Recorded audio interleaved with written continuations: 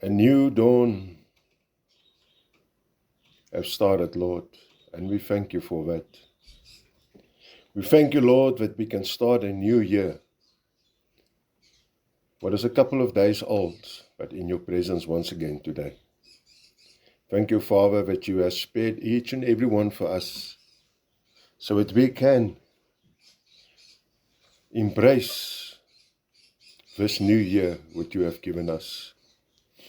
A year that more prophecies will be fulfilled, Father, as per your word. A year that we are looking forward to. Not in a negative sense, Lord, but in a positive sense, because we know that you are with us, and that through your Son, Jesus Christ, we will be led. Thank you, Father, for the beautiful rain during the night. The light drizzle but fell through the whole night. Let the Holy Spirit also fall like this right now over each and every one. Thank you, Lord, for each and every one you're present. Thank you for each and every angel which you have sent to accompany us today. Those that made sure that everyone will are being brought here safely this morning. Thank you, Lord, for each and every one that you touched this morning to join us on the social media platforms. To your glory and to your honor, Father, and none other. Therefore, Lord, let every word that we speak and are spoken today will be as per the oracles of your word and nothing less, and as per the ability through your Son, Jesus Christ, that you have given me. I thank you, Father, for your grace and your mercy, for your wisdom and for your guidance. In the name of my Lord and Savior, Jesus Christ. Amen. Please be seated.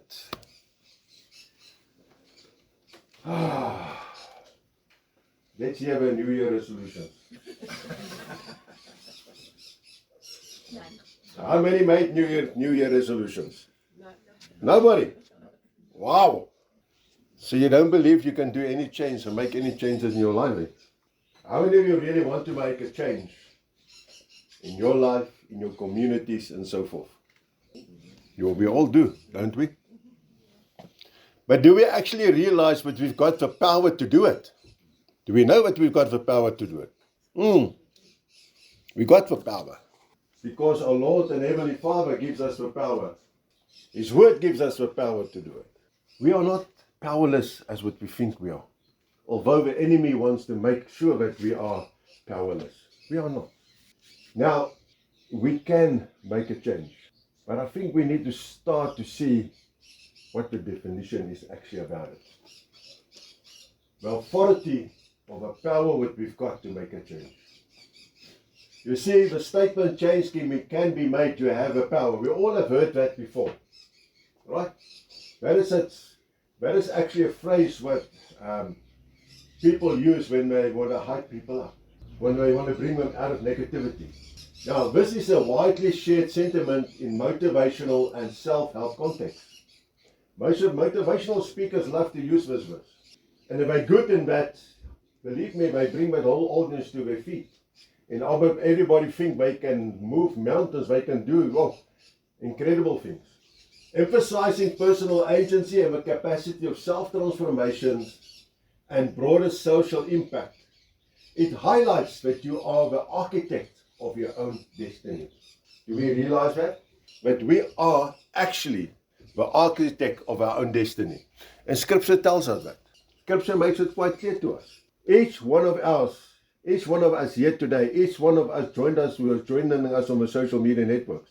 You are the architect of your own destiny, but your destiny is in your hands. I know we like to use the phrase to say it's God's will. Yes, everything is in God's will, but it's in your hands in the end of the day. God is not going to force anything upon you. And I haven't got a lot of scriptures that I'm going to share today. No, only 3 scriptures, actually, matter of fact. But what I do want to share with you today are certain important facts and points. Like the key concepts of personal power and change. And there I've got, 4 points what I want to share and talk about. And then how to initiate those steps to change into your life, to bring change into your life. Because we need to know how to do this.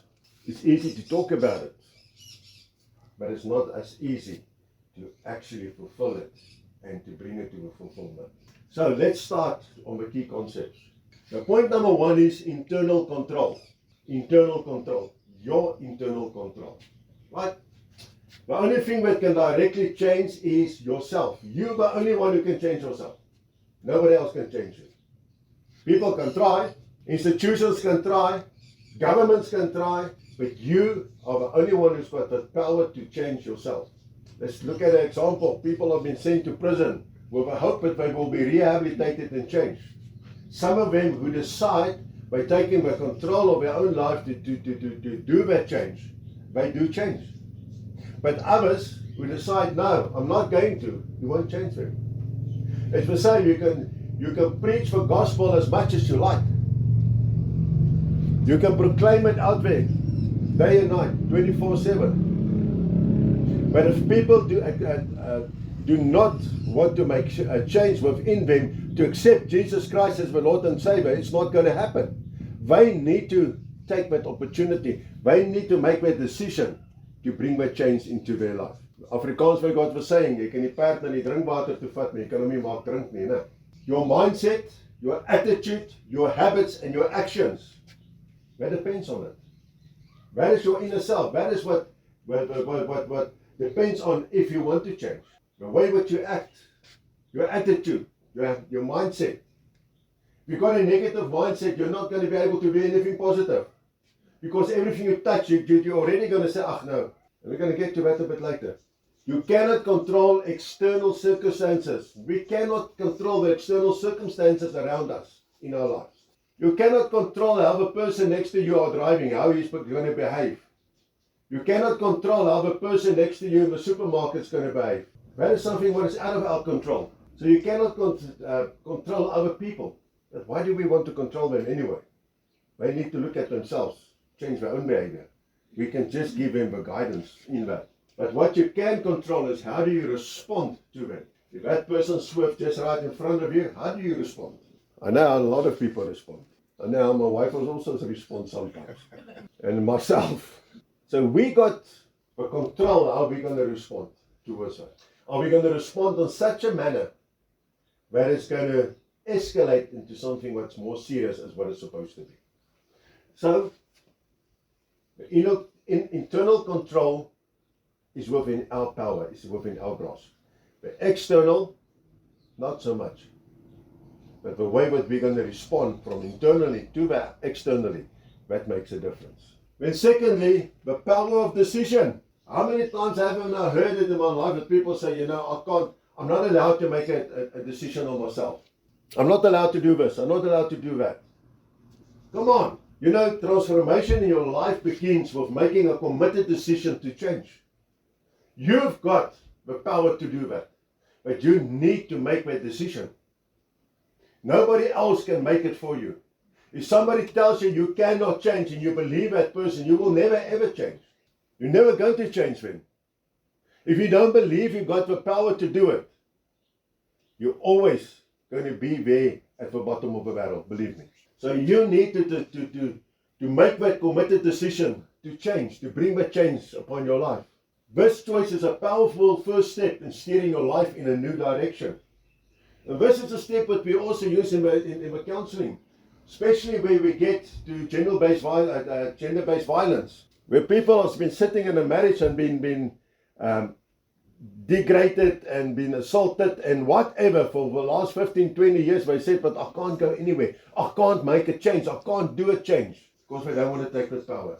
They don't want to make the decision because they are afraid, because the enemy tells them, you know what? If you walk out of here, you've got nowhere to go. You've got no life in front of you. There's no way forward for you. And therefore, the power to make decisions are within you. You will find how it works step by step. But internal control gives you that power of decision. But you need to take it. Then, action over excuses. Well, we love excuses. We'll find excuses for everything. Believe me, there's a lot of people this morning when they looked and they saw, well, it's raining a bit, or it did rain, but it's wet. Probably going to rain again. No, sorry. Maybe I'm going to get sick. I need to start to work tomorrow. I can't go to a place of worship. It's an excuse. People are looking for excuses. That is humanity. So, excuses require action, not just desire or willpower.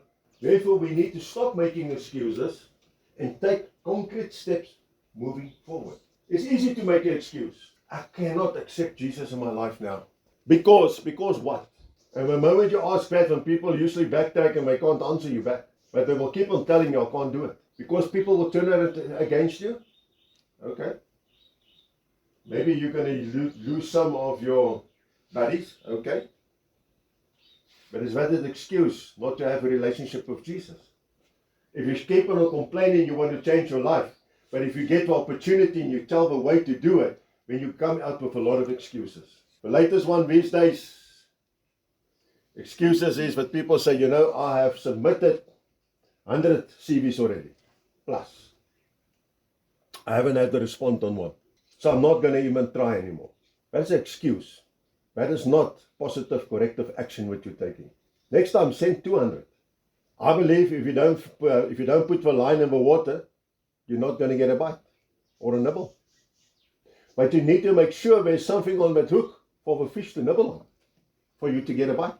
So it's not usually do a little one-page CV, just rush off and send that through and think that's going to be good enough. No.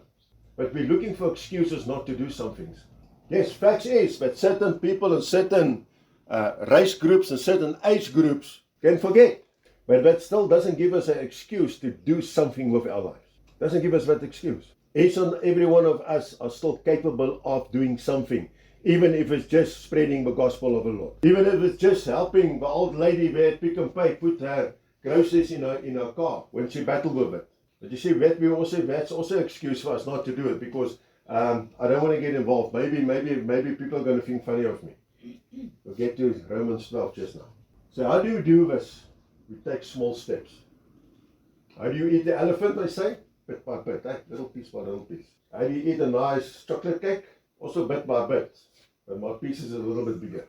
Small steps is lasting change. Large goals can be achieved through small, consistent increment changes. Break down your vision into manageable actions. You see, people want to fly high immediately.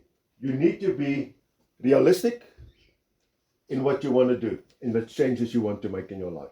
You cannot just walk in and say, I'm going to be the CEO of a company now if you've got no experience or no qualifications to be that. You need to be somewhere. You start to work yourself up systematically. That is what we are meant by small steps, lasting changes. So, how do we initiate these changes? Let's have a look. What's the step? Well, the first one, acknowledge and take responsibility. I forgot, that's also a problem. People first of all, doesn't want to acknowledge, and secondly, they don't want to take responsibility anymore. Especially a certain youth age group in this area of life that we are living in. They just don't want to take responsibility anymore. Real change starts when you stop blaming external factors. Like, and I'll put it up here for you, childhood, luck, circumstances, and other factors in your life. You know what? I grew up this and that way. That's why I will never ever be able to do it. My parents told me I will never be a success. Don't you think it's time that you cut that out of your life? Time that you turn back negativity into positivity? Time to take responsibility to become something what God has actually intended for you to be. Not what you think you should be, but what God has intended for you to be. We need to take that action and responsibility and take those steps forward. It took me nearly over 50 years before I done it, but eventually when I realized it, when I done it. And I believe a lot of us here today can testify basically on the same line in that regard. Your employer comes to you and tells you, listen, we would love you to do such and such. We want you to study in this direction because we want to utilize you in that position in the firm. Majority of people will grab it with both hands because the only thing that they see is ka-ching, ka-ching, ka-ching. Instead of going to our Lord and Heavenly Father first and ask Him, is this in your will for me? When I do take these steps. Because you can do it. And you're probably going to be so unhappy the rest of your life because you're going to be stuck in that. The children of the Lord, as we get the wisdom from the Lord, they will sit back and say, that is not what God intends for me. So I'm not going to do it. I'd rather do what God wants me to do it. Wants me to do for Him. Right.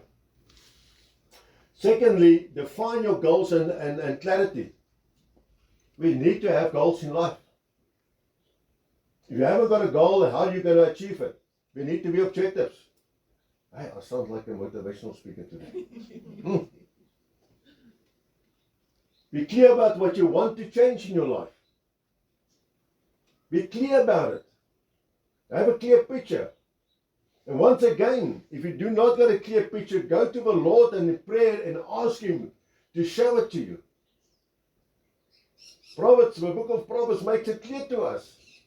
If you require wisdom, come to me in prayer and ask for it. Go and fast in prayer to get that clarity in your life. Right. Why you want to change it and how you plan to make it happen. Why do you want to change your work situation? Because somebody trampled on your toes before the company closed down in December. And that was whole December you walked around like a roaring lion with Satan the devil, and he's feeding you and say, listen, you need to leave that job, you need to get another job. Get yourself clarity about it and ask, do I really need to leave it? What am I going to do? We know about, we come across so many people, but just leave their work, their places of employment. But days are gone, it's past where you walk out of one door and straight into another one when it comes to work. If God opens that door for you, it's a different situation. Remember what God opens, nobody can close it, but what God closed, nobody can open for you. So we need to be in line with the will of our Lord when we set these goals. Embrace the process. Because we want change to happen like this. Whoop, abracadabra. And change our way. No. It's a journey that involves overcoming resistance, fear of the unknown, and natural preferences for comfort zones. Trust the process and be prepared for potential setbacks. There's going to be setbacks. You change your life.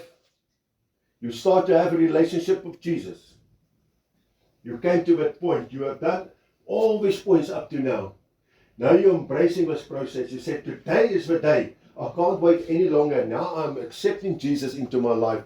I'm going to start a relationship with Jesus. The days when I only knew about Him is gone. Today I'm going to meet Him personally. And you do it. But you need to realize that you're not going to have a path, a road that you are going out into with are full of gold and silver and diamonds and rubies and stuff. There's going to be setbacks. Because Satan, the devil, will make sure of it.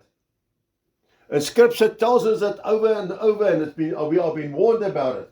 Because now if you do not realize it, if you do not take that into consideration when you set your goals, the moment when setbacks come, then you say, okay, now I'm going to leave this. I don't need this nonsense in my life. And I know about people, and I've heard about people, and I've spoken to people who were in these situations. But I said, when I was still in this world, my life was smooth sailing. But the moment I started a relationship with Jesus, everything starts to go haywire.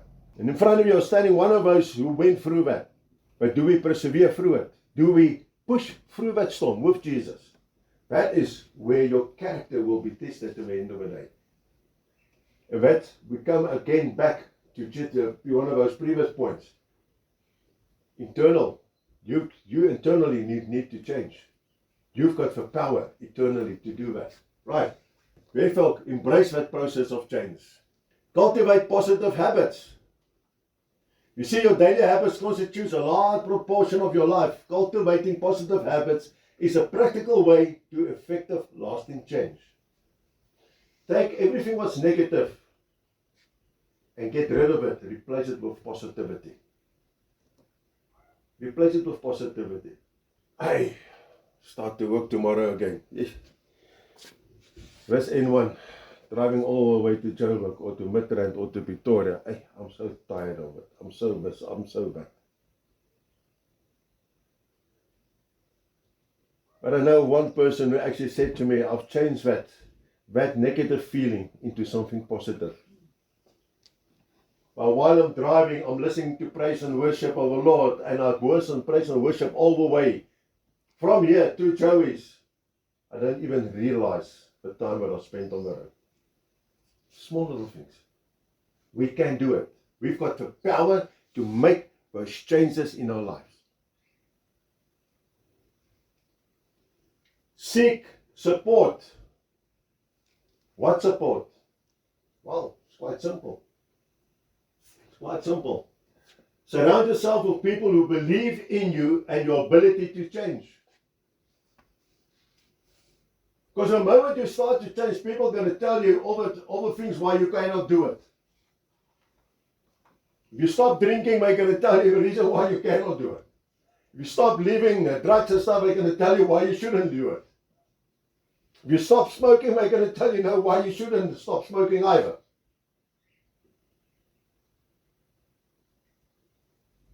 If you stop overindulging yourself with food because you want to feel better, you want to look after your health, people are going to tell you the reason why you shouldn't do it, because they're going to tell you, listen, you're going to bugger up yourself now completely. Surround you with people who got yourself, your interest at heart. If you change your life from a non-believer to a believer, surround you with people who are believers in Jesus Christ, our Lord and Savior. People who are God's children. You can also partner with organizations to drive change in your community. You see, people say, I want to make a difference in my community. I want to do something. But wow, if I look at these WhatsApp groups in my community, I don't want to get involved. And I know we all have done that, we all have said that. Because people can just moan and groan. That's all they do. They only see the negative side of everything. They don't even actually realize there's other people in other parts of the country, in their communities, what is far worse off than what our community is with. So become part of our organization. Last night on radio, I used this example. I said, become part of Chaplains SA. You don't need to be a pastor. You don't need to be a highly educated person with a lot of degrees or anything. You just need to have a heart to do something for the change in your community. If it's now to be part, they've got 28 different units which you can become part of. As a free member or as a paid member. Difference is free members, you don't wear a uniform, you don't get a uniform. They give you the training, everything, how to go about to bring the changes in your community. Hence it is gender-based violence, hence is it on trauma or on pet rescue or whatever the case may be, or community chaplaincy.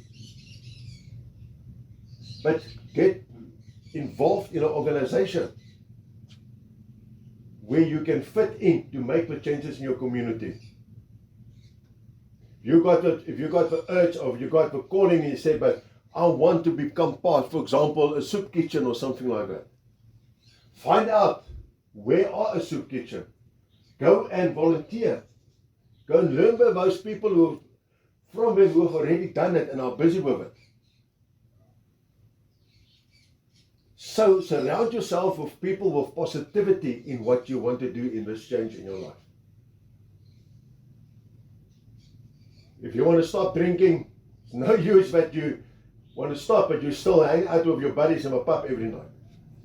It's not going to happen. Believe me, it's not going to happen. Ask me, I know. I know. I've been there. I've done it.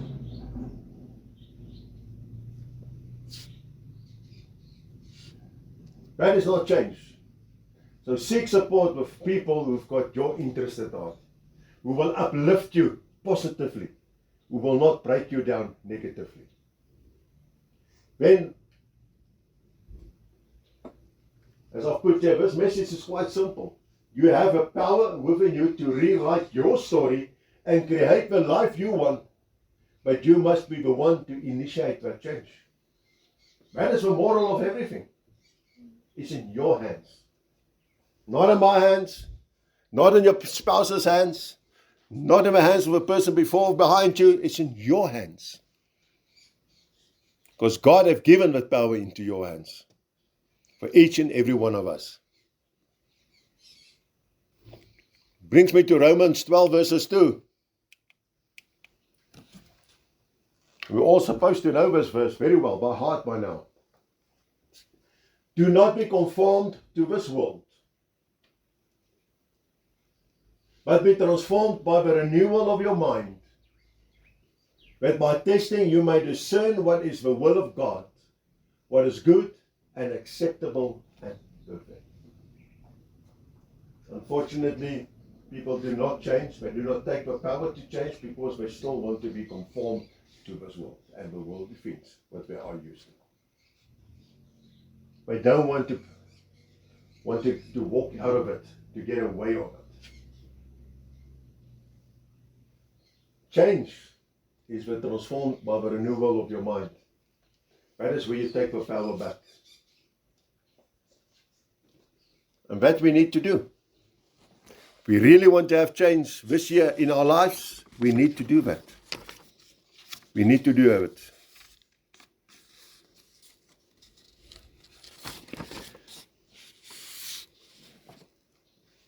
We're in the beginning of this year. It already feels like me this year's already passed again, because this first couple of days have flown very quickly. A lot of people are starting to work tomorrow. Those who doesn't start tomorrow are starting the next week, or in the middle of this week. And everyone hopes, and everyone got this, shall I put it, this feeling, this perspective in my life, that this year is going to be different from the previous one. We all do. We don't want a repeat of a year which we had. If it was good, we want it to be better. If it was bad, we want it to be good this year compared to the previous one. I actually have a different point of view. I say that my day of today should be better than my day of yesterday.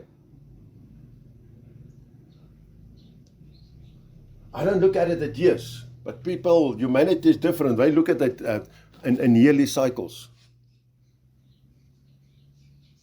The president, when he done his New Year's speech, he said, the new year, what's happening, where we're going to have prosperity in this country, this is better, that is going to be better, that's going to be better. I'm happy to hear, I'm very happy for him for saying that. But I'm also realistic. Doesn't matter what we say, it's still in God's hands. And it's in our hands as well. Because we've got the power to make those changes in our lives on a daily basis.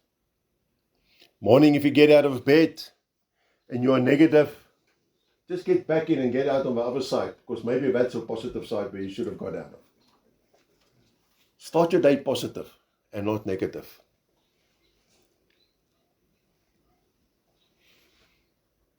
I know we all hope that those bad habits and those negativity would happen to us will be to pass, but it will be better in the new year. Well, I hope that every day will be better than the previous one. That's how I see it.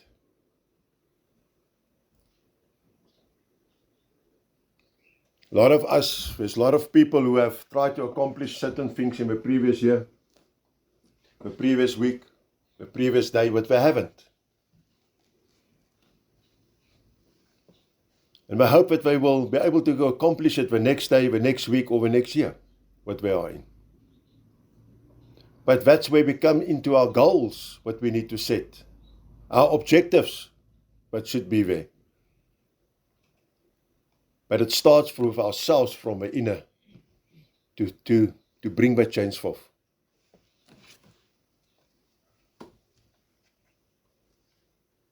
You need to be positive about it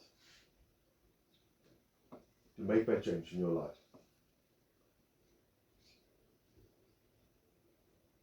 Jesus says, I'm here for you. Just take my hand. Walk with me. Walk this path with me, the path of light.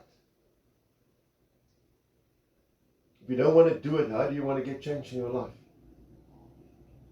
How do you want things to be better as it was yesterday or the day before or the year before? If you do not want to take that step in the right direction to bring that change forth in your own life. And it's not God's fault if you don't want to do it, it's your own. Because then you are listening to Satan the devil or telling you what to do.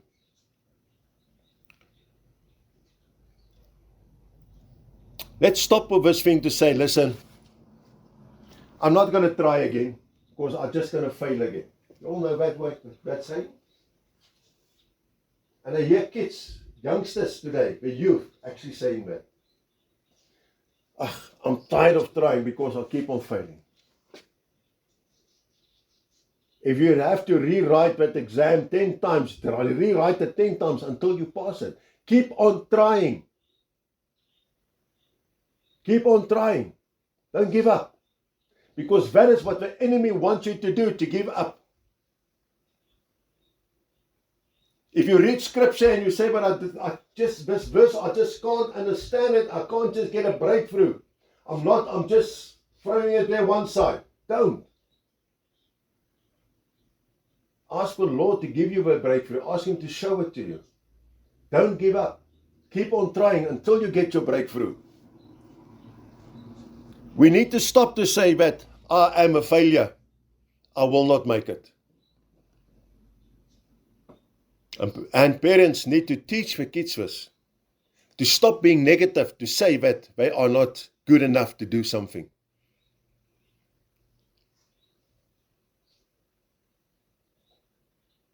One of the worst things that kids usually can do, especially with young girls, is to tell them, listen, you are too fat, or you're too this, or you're too that. That sticks in my mind, that stays in my heart. And they believe that nonsense. We need to realize that each and every one of us are unique. God has created us unique in His image. In God's eyes, each and every one of us are perfect. Are perfect. I saw a clip the other day of a lady who was a bit overweight in a gym. And the person next to her who were busy there on whatever stuff they call it, actually said to her, listen, I don't want you to exercise next to me because you're fat. You are bringing negative energy in here. I actually think she brought in positive energy. Because she believes she can do it. The moral story is at the end of the day, to make it short, two of the other people in the gym who was also athletes there. When he said it to her the second time, they actually took him physically and they threw him out. They said, we don't need your negativity inside this gym. You see, we need to take action. Get rid of the negativity. They physically done it. I don't say we should do it, but get rid of the negativity in your life. If somebody tells you, listen, your nose is too long, and say, no, well, it's fine. That's what God gave me. There's a reason for that. And it's got nothing to do with you either.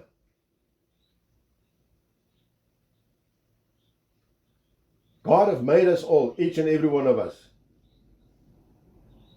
in the likeness of His image. We are perfect in God's eyes. So let's stop being negative. Let's get to the positivity. 2 Peter 1 verses 3 tells me the following. It said, according to His divine power hath given unto us all things that pertain unto life and godliness, through the knowledge of Him that hath called us to glory and virtue. God hath called us to glory and virtue. He hath called each and every one of us. So, what is a godly life? Simple. It's living God's way. Living according to His word. To the best of our ability. I know it's difficult. Living by His commandments. God knows we're not perfect. He knows that. But always He is asking us to be positive and try our best to do the changes in our lives. A godly life is doing God's will. Do we really every day do God's will in our lives? Or do we still conform back to the world? It's not being ruled by anything that is not of God, but instead being ruled by God's Spirit. We hear what the Lord's Spirit tells us, but then we still, I'm not prepared for this today, I don't feel like it today, I'll do it tomorrow, and so forth.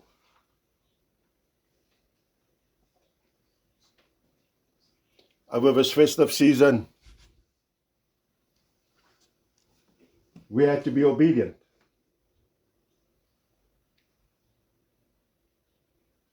By listening to the Spirit of the Lord. Jill can keep you busy for the rest of the day. So I put her here today if she have to testify what happened over this period.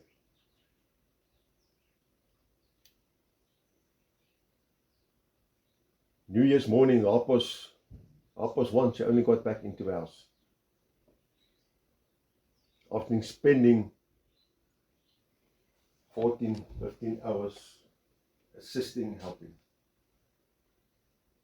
Because there was a call and the Lord touched, the Spirit of the Lord touched, the Holy Spirit touched and said, your time is to go now to go and do it. And without even asking or doubting, she got up and she done it. That morning, 8 o'clock, she was on her way again to go and assist further. When she got back home, she saw me dressed in my chaplaincy uniform. She said, what now? I said, now I got a call. Somebody called me and said, listen, my mother's health is deteriorating in hospital. Could you please just come and visit her? I don't know if I've never heard of it. The person's number is not on my phone. I don't know the person. I said, yeah, well, I'll do it tomorrow. I'm serious. Because I'm waiting for her to get home safely. So I said, okay, tomorrow I'll be there. But I was at that stage when the school came through, I was on my way to the shower. And while I stood in the shower, the Holy Spirit said to me, hey, what are you doing? What are you doing? And when I realized, if the Lord speaks, we need to listen and we need to act.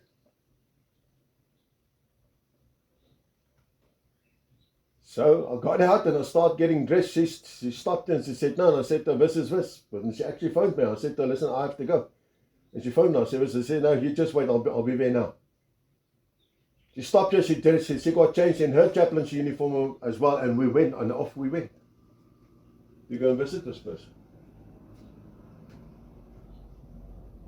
How do I explain to the Lord if He have decided, but today I want you specifically to go and visit that person in hospital because the time for them to be called home is now. But I want you first to go and deliver a message to them. And you don't do it. How are you going to explain it today when you're in front of a throne? And God asks you, why didn't you do it? Like a guppy that doesn't know what to say. We don't realize with small things. Whereas all things, but there's things but we've got the power on to make the changes in our lives and in the other people's life and into our communities.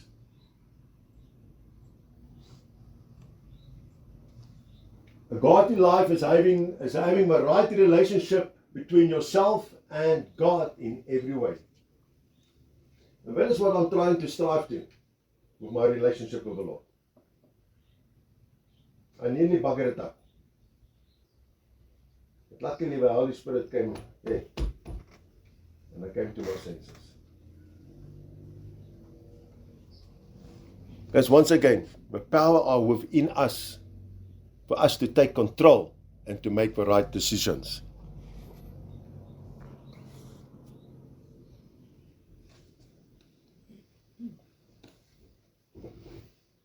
I know. But each and every one of us got some type of insecurity in our lives.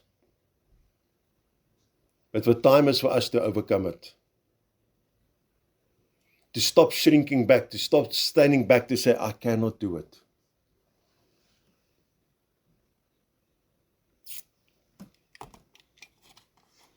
I know of people who said, I will never ever help again. I'm never going to get involved again because every time when I do it, it bounces back. People are scattering behind my back. People are talking bad about me, etc. and so forth. Maybe you have experienced it as well in your life before. And I used to tell them that I said, yeah, last famous words, because next time, the next call that comes, you're going to do it exactly again. Because that is who we are in the Lord. That is who we are.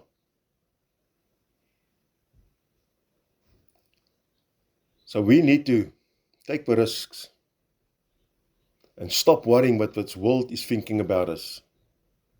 Stop trying to be conformed to this world and to God's will. It doesn't work. You cannot serve two gods.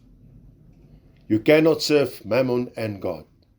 Meaning you cannot serve the world and God at the same time. We've got a choice to make, each and every one of us.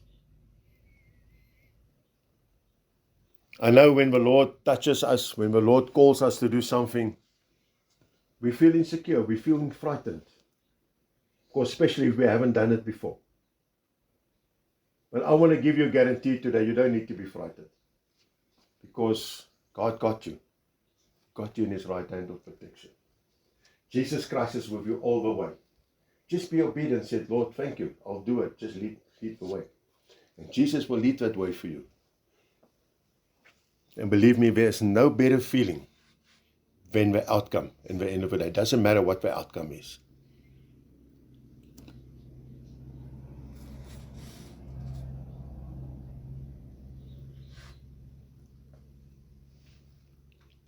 If there's anyone still who have the idea or got the mindset or what the enemy still tells you that lie to say that you cannot do it, you can tell him right now, I can. Because my Lord and Heavenly Father, through His Word and through His Son Jesus Christ, have given me everything I need to live a godly life. And that is by serving Him, what I will do with the best of my ability, because He has called me to be His servant. He has called me to be a servant in this world and not to be served. Therefore, beloveds, make sure that you surround yourself with people who say that you can. But say that you can. Move forward when you stare at that face of fear who tells you you cannot. When you walk into that stormy wind that tries to blow you back. Keep on going forward. Because Jesus is having your hand. He will take you through that stormy wind. You will get to the other side. And when you look back, you will say to yourself, why did I even fear this? it wasn't as bad as what I thought, because it's not. Jesus says, you can. So, ask yourself,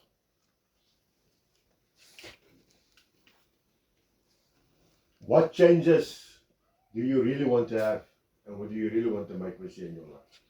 What you actually really want to do today, I should actually have taken out the new year. Because we shouldn't look at the year ahead, because it is, once you do that, when you set goals for maybe for next year, for end of December, that's too late. You should say today, what changes do I want to make today in my life? What control do I want to take? What changes what power do I have to make a change today? Right. Well, the other one is not a nice one, but you need to ask yourself, have I already given up? Now, if you already have said this morning, no, I'm not interested anymore, I've given up, I'm not going to try this anymore, and so forth, get rid of it out of your mindset. That is a lie that Satan, the devil, is telling you. We change that and we say that you can do it. You say, I'm not going to carry on with you with my business, but I've started my little enterprise because it just doesn't want to get from the ground. I'm not going to try it anymore. You change that to say, this, from today on, it's just going to be better and better and better. It will work because God has given it for me to work. As long as we do it in the will of the Lord and we give Him all the glory and all the honor for that what we achieve, we will be successful in life. It doesn't matter what you touch or what you do.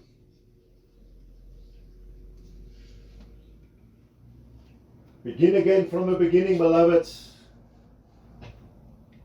Beginning with belief. Begin weer deur met geloof te begin. Do it in faith. Do it in faith. 2 Peter 1:4 tells me the following, whereby are given unto us exceeding great and precious promises, that by these ye might be partakers of a divine nature, having escaped the corruption that is in the world through lust. Waardeur hy ons die grootste en kosbare beloftes geskenk het, sodat julle daardeur deelgenote kan word van die goddelike natuur, nadat julle die verdorwenheid ontvlug het, wat deur die begeerlikheid in die wêreld is. God's children, we have escaped the corruption what is in this world. So don't take it back. Don't do the mistake that many others have done by taking it back, by coming lukewarm. Because by coming lukewarm, we know what the book of Revelation tells us. What God's going to do if you are lukewarm. Eh? He's going to spew you out. He's going to spew you out. You've got the power. The power that our Lord and Heavenly Father have given each and every one of us. You can make the change in your personal life, your family life, your spiritual life, your place of employment. Whatever you do, you can bring change about because you've got the power to do that. The power that God has given you through His Son, Jesus Christ. Let's go to the table of communion. Our first one on this first Sunday of this new year.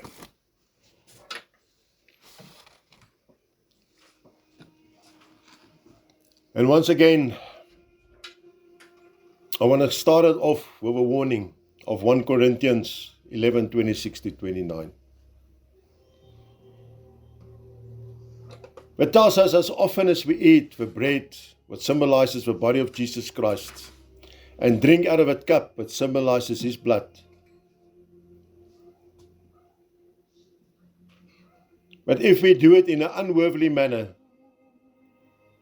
that we shall be guilty of the Lord's body and of His blood. So therefore we should always examine ourselves to make sure But when we eat and drink out of that cup, but we do it in a worldly manner and not an unworldly manner. Because if we do it in an unworldly manner, we eat and drink damnation upon ourselves by not discerning the Lord's body. Beloveds, remember, the communion, sitting at the table of the Lord, is a remembrance meal. Jesus said, and He made it clear, each time that we do it in remembrance of Him. His words were this: do it in remembrance of me. And He said it twice. Sitting at a table is a guarantee what Jesus gives us, because He said, this is my body and this is my blood. This bread symbolizes my body. This cup symbolizes my blood. Therefore, we have a celebration with each other as fellow brothers and sisters in Jesus Christ. Because as this is one bread, we are, although we are plenty, and we are plenty, we are one body, for we all share in this bread. The bread what is called Jesus Christ. Communion always proclaiming our future expectations. Because for in communion, we have a guarantee that Jesus is one with us. And for me, and I always say this, communion shouldn't be a funeral. Shouldn't be a long face. It's a feast of joy. That is what communion should be all about. Because here we get together, once again, as God's children, to share the crucifixion of Jesus Christ, His death, and His resurrection in this unique way. Because we know the tomb is empty and Jesus is alive. And that's a joyful feast, what we celebrate. Beloved, the bread what we break this morning of a community with the body of Jesus Christ, our Lord and Savior. When you take it up to eat it, think about it in faith. Believe. But this symbolizes Jesus Christ's body, what was broken for each and every one of us, for total equalization of our sins. And thereafter, when we take our little cup of covenant, what symbolizes the blood of Jesus, when you take that up to drink, believe in faith, but this symbolizes the community with the blood of Jesus. But this precious blood of Jesus, what was colander for the total realization of our sins, what was spilled on that cross. And not just on the cross, on the way to the cross as well. The time has come now for us to become still before our Lord and Heavenly Father. And in our own time, let us be still. Let us thank the Lord for this privilege in our lives. Let us say to the Lord, with this communion, we now, Father, acknowledge what your Son, Jesus Christ, have done for us on that cross of Calvary. We acknowledge that through that, you have given us the power to make a change in our lives, in the lives of others, in the lives of our communities. Let us all proceed in our own time.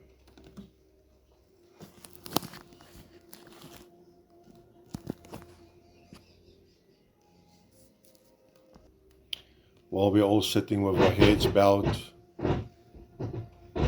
let us pray.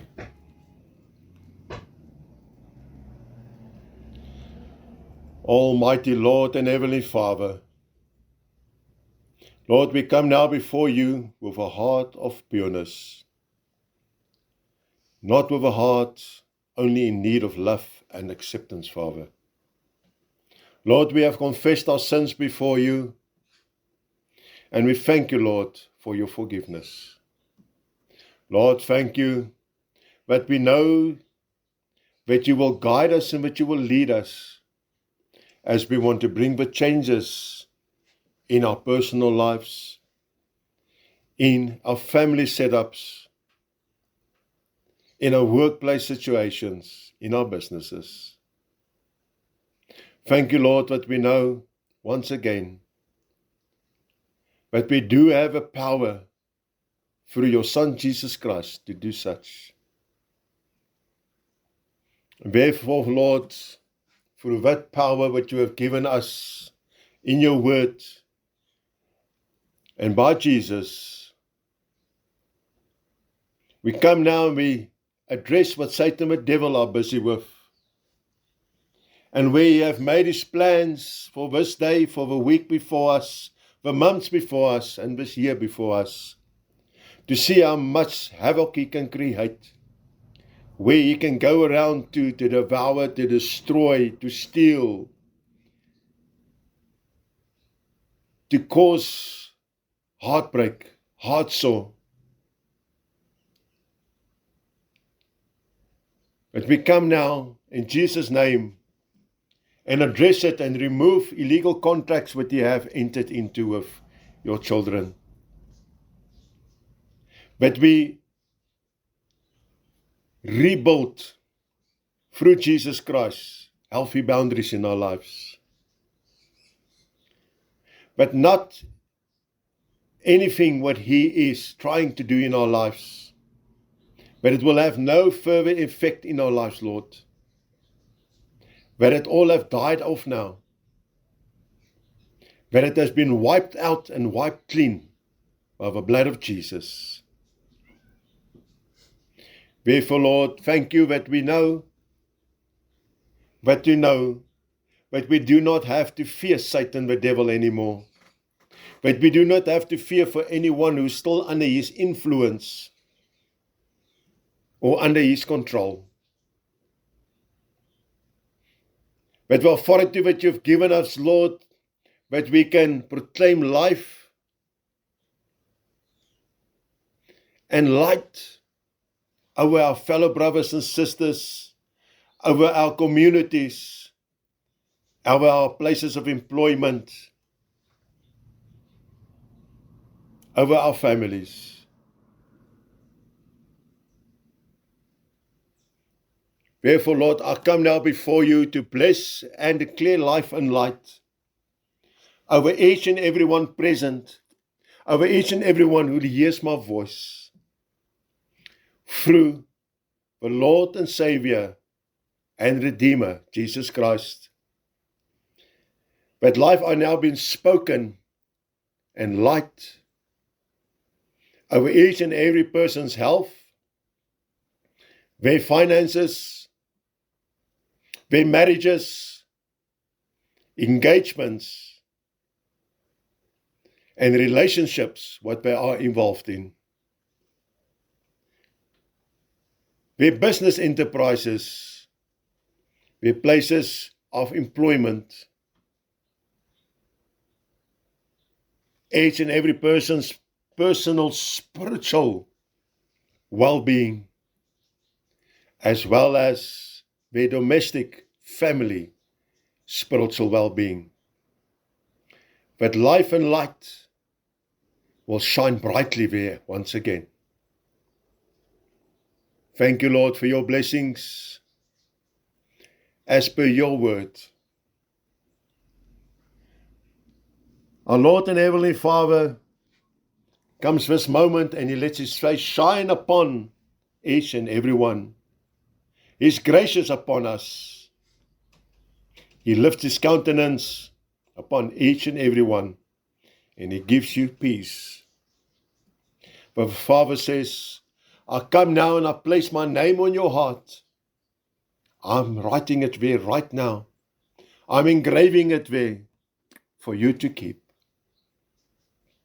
Thereby receive my blessings, receive my grace, receive peace in your life. Feel how my face is now shining upon you.